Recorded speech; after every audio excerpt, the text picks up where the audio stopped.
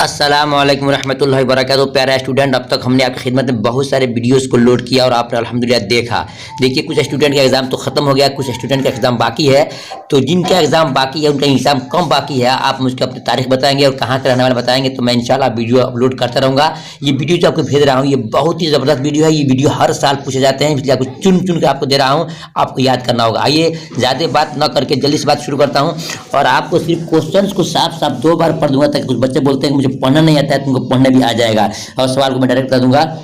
देखिए, सवाल में है कि नज़ीर अहमद किस मशहूर शख्सियत के उस्ताद थे। नज़ीर अहमद किस मशहूर शख्सियत के उस्ताद थे? तो प्यारे स्टूडेंट, आप जानेंगे आप फरहतुल्लाह बेग। इससे जवाब होगा जिम होगा।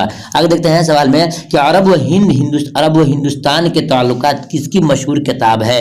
अरब व हिंदुस्तान के ताल्लुकात किसकी मशहूर किताब है? प्यारे स्टूडेंट्स, का राइट आंसर होगा बे, सैयद सुलेमान नदवी साहब की है। आगे देखते हैं सवाल में वजीर आगा का ताल्लुक किस सिम से है? स्टूडेंट, ये क्वेश्चन बिल्कुल जबरदस्त है और बीबीआई क्वेश्चन आपके लिए हो सकता है, जिसको जरूर याद कीजिएगा। वजीर आगा का ताल्लुक किस सिम से है? उसका राइट जवाब होगा अलिफ यानी इंशाइया से है। और आगे देखते हैं सवाल में अहमद जमाल पाशा कहाँ पैदा हुए? क्वेश्चन बहुत अच्छा है, बहुत अच्छे शायर हैं, उनके बारे में पूछ रहे हैं कि अहमद जमाल पाशा कहाँ पैदा हुए। इसका राइट जवाब होगा बे, यानी कि इलाहाबाद में पैदा हुए। आगे देखते हैं बंजारों को और किस नाम से जाना जाता है? ये क्वेश्चन तो आएगा, इंशाल्लाह आएगा। बंजारों को और किस नाम से जाना जाता है? तो उसका राइट जवाब होगा अलिफ यानी खाना बदोश के नाम से। आगे देखते हैं कुछ क्वेश्चन ऐसे भी है जो आपको और उसको अच्छे से पढ़ना होगा।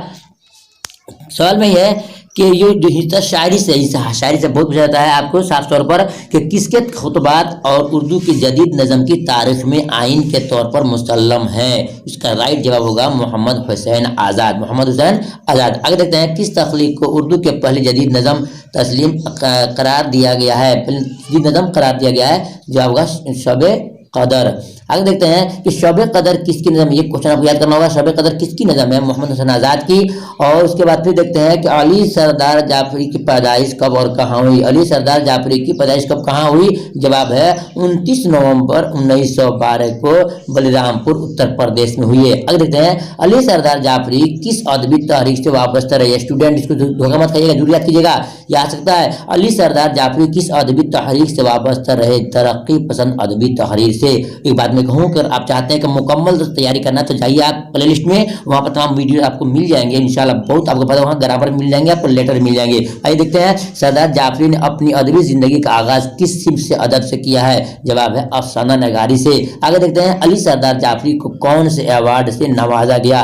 भारतीय पीठ अवार्ड जो 1997 इकबाल सम्मान भी दिया गया था। अगर देखते हैं सवाल में सरदार जाफरी का इंतकाल कब हुआ? इसको जरूर याद कर लीजिएगा। सरदार जाफरी का इंतकाल कब हुआ? 1 अगस्त 2000 में उनका इंतकाल हुआ है। आगे देखते हैं कि नज़म किस शायर की लिखी हुई है? गुफ्तगू नज़म किस शायर की लिखी हुई है? ये भी क्वेश्चन आपके लिए सरदर्द बन सकता है। गुफ्तगू नज़म किस शायर की लिखी हुई है? जवाब है सरदार जाफरी की। अमीक हनफी का असल नाम क्या है? अमीक हनफी का असल नाम क्या है? जवाब है अब्दुल अजीज हनफी। उसके बाद है अमीक हनफी की पैदाइश कब और कहाँ हुई? दोनों पूछ रहा है पैदाइश कब और कहाँ हुई। जवाब है 1928 में मध्य प्रदेश में हुई है। आगे देखते हैं सवाल में अमीक हनफी के 3 तवील नज़मों के नाम बताइए। यानी 3 नज़म बताइए जो लंबे, तवील मैंने लंबा होता है। तो सिंदबाज, शहजादा और सैयार गांव, ये उनकी किताबों का नाम है। फिर मैं आपसे कहूँगा अगर चाहते हैं कि सही मायने में तैयारी करना, तो प्यारे स्टूडेंट आपको सही बताना होगा कि आप किस इलाके के हैं और आपका एग्जाम कब होने वाला है और कितने मार्क्स का एग्जाम है। तो इंशाल्लाह मैं आपको वीडियो अपलोड करूँगा। दूसरी वीडियो मिलते हैं, तो इजाज़त दीजिए। खुदा हाफिज़, अस्सलाम वालेकुम।